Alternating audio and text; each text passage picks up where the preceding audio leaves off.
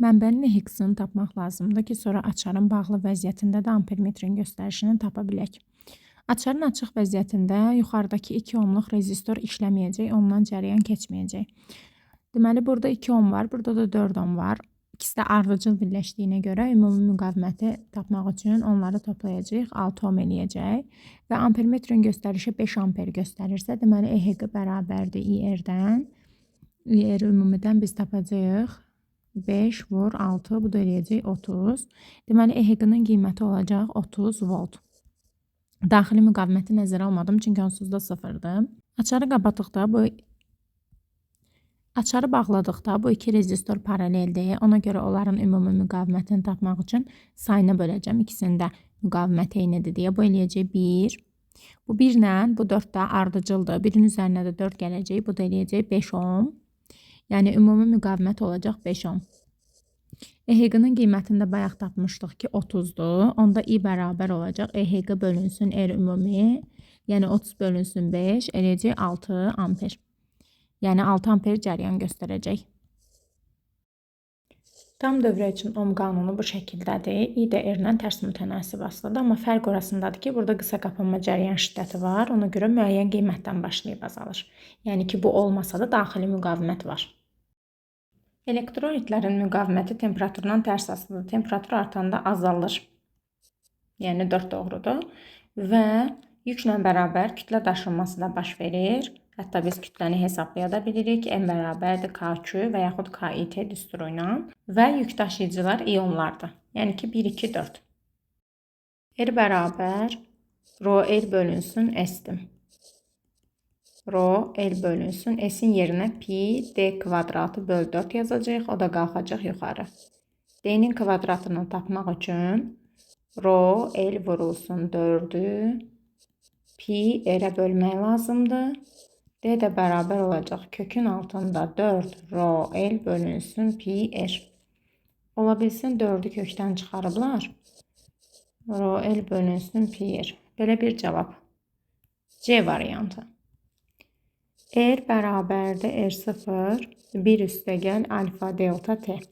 500 dərəcə Selsidə müqavimətləri eynidir. Birinə yazacağım R0 alüminium 1 üstəgəl 500 vurulsun alüminiumun alfası 0,4'dür. Bərabərdir 1 üstəgəl 500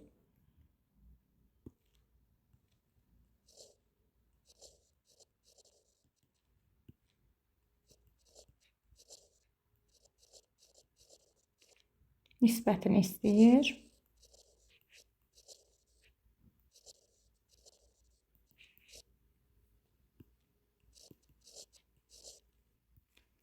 Bu da olacaq 2'də 1.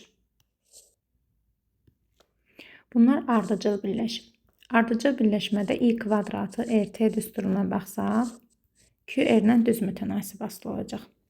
Onda bunların hər biri üçün ayrılan istilik miqdarını Q, buna isə 3Q deyəcəm. Ümumilikdə 5Q olacaq. Əgər 5Q 100%dirsə, onda Q neçə faiz olar? 20%. Deməli, bu 20'dir, bu 20'dir, buna da 60 qalır.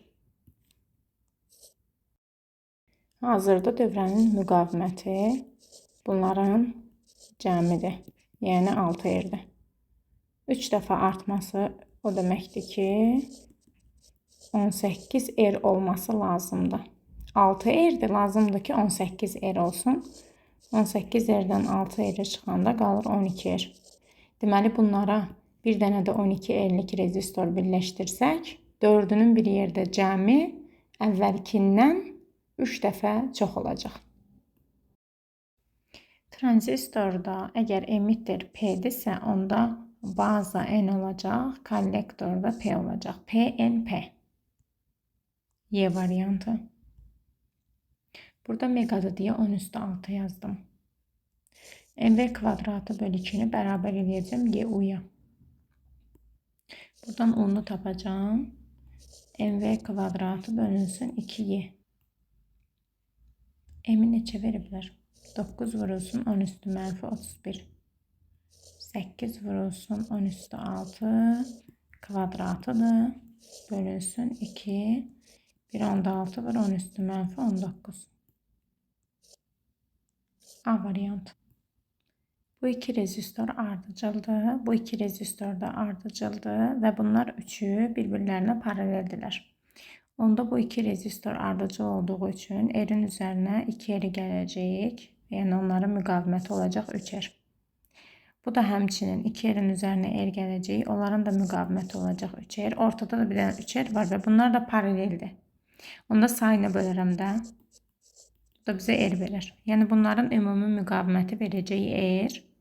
Bir dənə də yanında ardıcıl 2 er varsa, erin üzerine de 2 eri gələcəm. Bu da eləyəcək 3 er. K1 açarını bağlasaq, cəryan buradan gələcək. Boş naqid olduğu üçün L1'dən keçməyəcək. Və bura gəlib çatıb. K2 də açıq olduğu üçün L2'dən keçəcək, L3'dən keçməyəcək. Yalnız L2 yanacaq. K2'ni bağladıqda cəryan buradan gəlir. K1 açıqdır, ona görə buradan keçir. L1 yanacaq. Sonra həm buradan keçəcək, həm də buradan. İkisindən də keçəcək. Yəni belə çıxır ki, bütün lampalar yanacaq. Orada bizə deyir ki, müqavimət 0 dərəcə Selsidə olduğundan 2 dəfə çox olsun. Yəni erin yerinə 2R0 yazaq. 250. Doyma cəryan şiddətini artırmaq lazımdır. Katodun temperaturunu artırsaq, qopan elektronların sayı da artar, doyma cəryan şiddəti də artar. Yalnız 1. Birinci rezistor üçün müqaviməti hesablasaq, olacaq 30'un kvadratı bölünsün 100. 900 bölünsün 100, bu eləyəcək 9. İkinci üçün hesablasaq, ikinciyə uyğun gərginlik 60'dır. 60'ın kvadratı bölünsün 100. Bu da eləyəcək 36. İndi ardıcıl birləşdirsək, ümumi müqaviməti tapanda toplamaq lazımdır. 36 üstəgəl 9, 45 verəcək bizə. Müqavimətləri eynidirsə, ya cəryanı paylamaq lazımdır, ya da gərginliyi. Gəlin cəryanı paylayaq. Bunların müqavimətləri eynidir, gərginlikləri də eynidir, paralel birləşiblər deyə onda eyni cəryan olacaq. Bunda da 2 cəryan olacaq da, bunlar gəlir, sonra burada birləşib R3 rezistorundan keçir. Q də bərabər I kvadratı RT'dir. Eyni zaman müddətində müqavimətlər də eynidirsə, Q I-nin kvadratı ilə mütənasibdir. Əgər I-də I cəryanı olanda istilik miqdarı Q-dürsə, onda 2 cəryanı olanda cəryan 2 dəfə artıbsa, istilik miqdarı onun kvadratı, yəni 4 dəfə artacaq, olacaq 4Q. Naqilin müqavimətinin onun uzunluğundan asılı olması. Aktiv hissənin uzunluğunu dəyişərək müqaviməti artırıb azaldır. Gərginlik sabit olanda Q-nün bu düsturuna baxmaq lazım. U kvadratı böl R vur T. Onda tərs mütənasib asılı olur. K bərabərdir 1 bölünsün YNA. Malyar kütlə bölünsün valentlik. Malyar kütlə ilə düz asılıdır, valentliklə.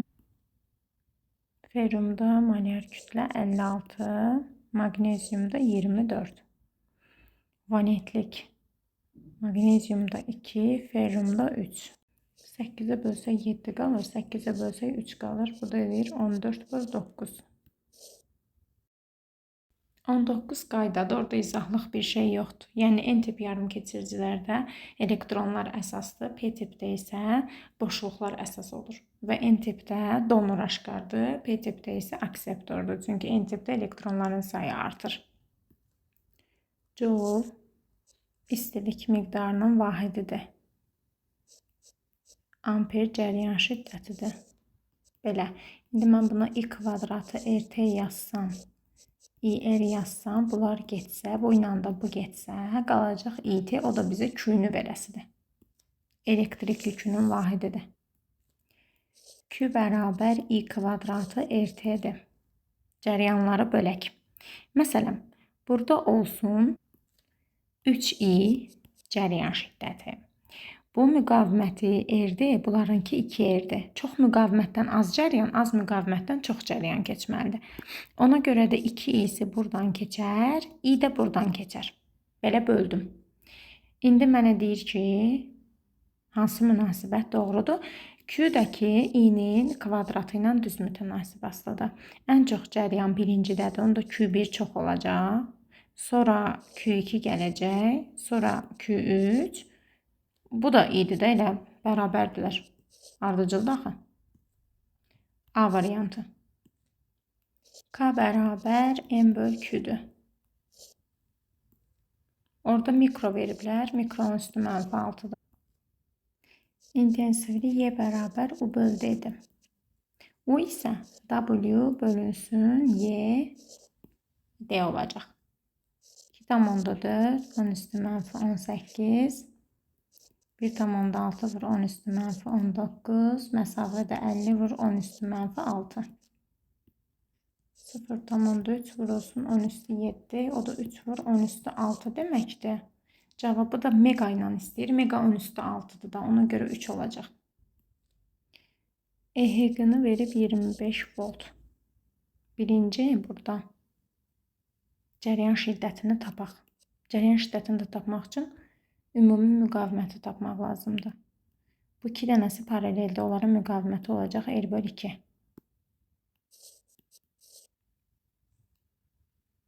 Bunlar da ki ardıcıldır. Bu da onlara ardıcıldır. Onda R üstəgəl R üstəgəl R böl 2. 2,5 R. I bərabər olacaq 25 böl 2,5 R. 10 böl R. Aha. İndi buradakı müqaviməti də bilirəm. Cəryan donsuz da elə buradan gəlib birinci buradan keçir də. Ona görə cəryan şiddəti də olacaq 10 böl R. Onu da müqavimətə vuranda 10 volt göstərmək lazımdır. M bərabər KQ, o da bərabər KIT-dir. Müəyyən vaxt ərzində indi cəryanları müqayisə eləsək, bunu da müəyyən edə bilərik də. Tutaq ki, yenə də buradan 3i cəryan gəlsin. Çünki bunların ikisi 2R verəcək, ardıcıldır. Bu da R verəcək. Buna görə buradan 2i keçəcək, buradan da i keçəcək. M-də 20 qram veribsə, onda L-də də 20 qram olasıdır. N-də 2 dəfə çox 40 qram olasıdır. K-da isə 3 dəfə çox 60 qram olasıdır. Açarın açıq vəziyyətində cəryan buradan gəlir. Buradan bölünür. Bir hissəsi L2-dən keçir. Qalanı da yuxarıya gedəcək. İndi bu L2 mənbəyə qoşulub da. Mənbənin EHG-sı sabitdir. Onda bunun müqaviməti də sabitdir. Onda bundan gələn cəryan da elə həmişə iyi olacaq. Yəni L2 lampasının közərməsi dəyişməz. Açarı bağladıqda indi buradan cəryan gələcək. Bir hissəsi buradan keçməlidir. Müqavimətə baxaq. Əvvəl bu ikisi ardıcıl qoşulmuşdu da. İndi isə buradan gələcək. Artıq rezistor da var. İndi lampa, L1 lampası rezistora paralel qoşulmuş olur. Paralel qoşulma dövrəyə daxil oldusa, deməli müqavimət dövrədə ümumi müqavimət azalacaq. Onda dövrəyə gələn i ümumi artmalıdır. Yəni buradan indi daha çox cəryan gəlir. Daha çox cəryan gəlirsə, L2-dən stabil keçirsə, o artım özünü harda müşahidə etdirəcək? Əlbəttə ki, L3-də müşahidə etdirəcək. Deməli, L3-ün parlaqlığı artmalıdır. Bayaq L1, L3 ilə ardıcıl qoşulmuşdu. Yəni, L3-dən nə qədər cəryan gəlirdisə, onun hamısı L1-dən də keçirdi. İndi isə L3-ə gələn cəryan artsa belə, onun bir hissəsi L1-dən, bir hissəsi də rezistordan keçməlidir. Burada düzdür ki, lampanın müqavimətini bizə verməyiblər. Mən ona R dedim. Deməli, əvvəl açar açıq olan halda, baxın, bu ikisi ardıcıldır. Onların ümumi müqaviməti bizə verəcək 2R.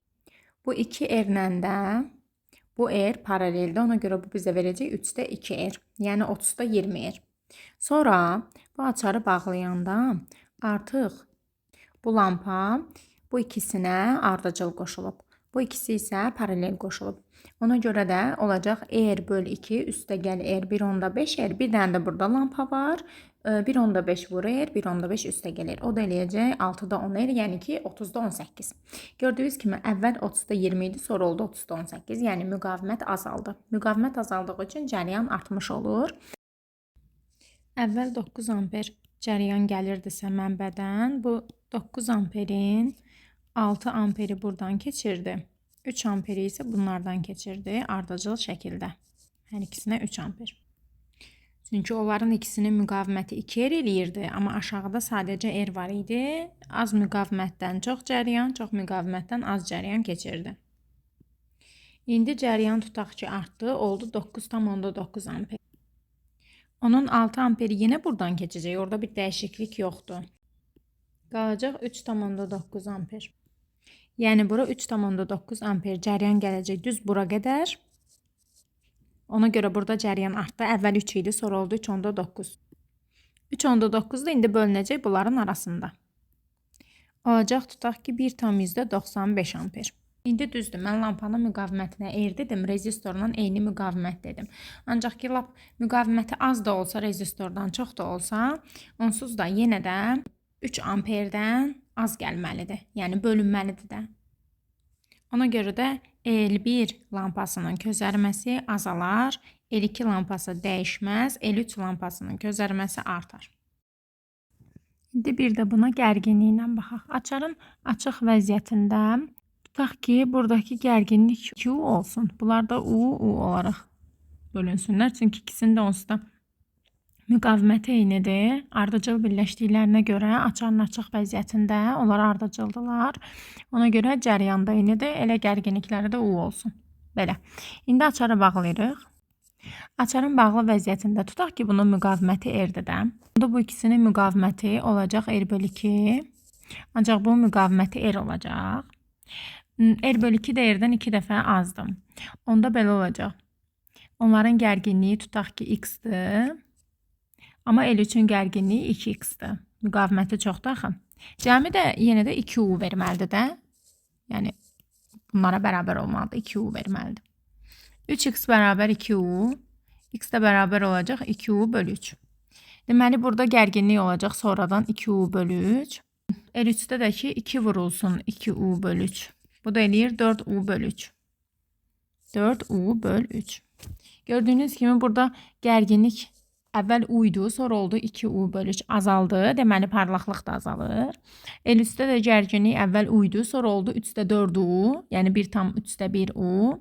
Yəni ki U-dan çoxdur. Ona görə də parlaqlıq artır. L2-də də ki dəyişmir. İndi dövrəyə fikir versəz, açarın açıq vəziyyətində lampaların parlaqlığına baxırıq və açarı bağlayırıq. Açar bağlananda kənarda olan paralel qoşulmuş lampada heç bir dəyişiklik baş vermir. Bax, açdıq yaxud da bağladıq, onda heç bir dəyişiklik yoxdur. Ancaq ki, ən öndə qoşulan lampaya fikir versəz, onda artıq, baxın, parlaqlığı açar açıq vəziyyətində və bağlı vəziyyətdə artdı parlaqlıq. Parlaqlıq artır. Və rezistora paralel qoşulmuş lampaya fikir versəz, açıq vəziyyətdə baxın və bağlı vəziyyətdə baxın, parlaqlıq azalır. Belə. Bu bizdə L1 lampası idi, bu L3 lampası idi, bu L2 idi. L2 dəyişmədi. L1 lampasının parlaqlığı azaldı. L3 lampasının parlaqlığı artdı. Alovsuz boşalma alçaq təzyiqlərdə baş verir. Qazın növündən asılıdır rəngi. Məsələn, əgər neon qazı vurulubsa, qırmızı rəngdə olur. Argon qazı vurulubsa, yaşıl mavi rəngdə olur. Tacılı boşalma böyük elektrik yükünə malik iti ucluqlu metalların ətrafında baş verir. Qığılcım boşalması yüksək gərginlik olmalıdır və ildırım bu boşalma növünə aiddir. İldırım buludla yer arasında və ya iki müxtəlif yüklü bulud arasında yaranan müstəqil qaz boşalmasıdır. Deməli, burada diod var. Bu tərəf müsbət, bu tərəf mənfi, bu tərəf müsbət, bu tərəf mənfi. Baxın, aşağıda tərs qoşulub. müsbət mənfiyə qoşulub. Amma yuxarıda müsbət müsbətə, mənfisi də mənfiyə qoşulub. A lampası közərəcək, düz qoşulub. Çünki B közərməyəcək, tərs qoşulub. Etanın düsturları U bölünsün, EHQ vurulsun 100%. R bölünsün, R plus R vurulsun 100%. Ümumi müqaviməti tapaq. 6 ilə 12 ardıcıldır. Toplamaq lazımdır. 18. 18 ilə 18 paraleldir. Bölünür 2-yə. 9 qalır. Ümumi xarici müqavimət 9-dur. Demək ki, daxili də 1-dir. 90% olacaq. Və sonuncu sual. Burada hal-hazırda gəlir cəryan. Reostatın bu qədər hissəsindən keçir və gəlib mənfiyə çatır. Əgər bütöv uzunluğu aktiv olsa, 20 ohm olardısa, indi sadəcə bu qədər hissəsi aktivdir. L çıxılsın, L böl 4. Qalır 4-də 3 L-də nə qədər müqavimət olar? 20 vur 4-də 3.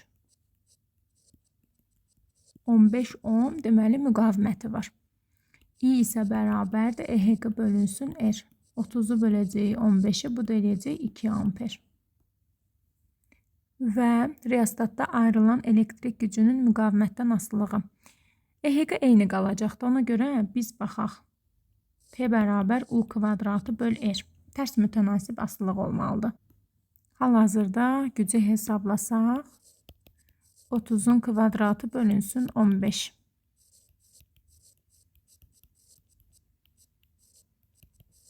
60. 15-ə uyğun gələcək 60.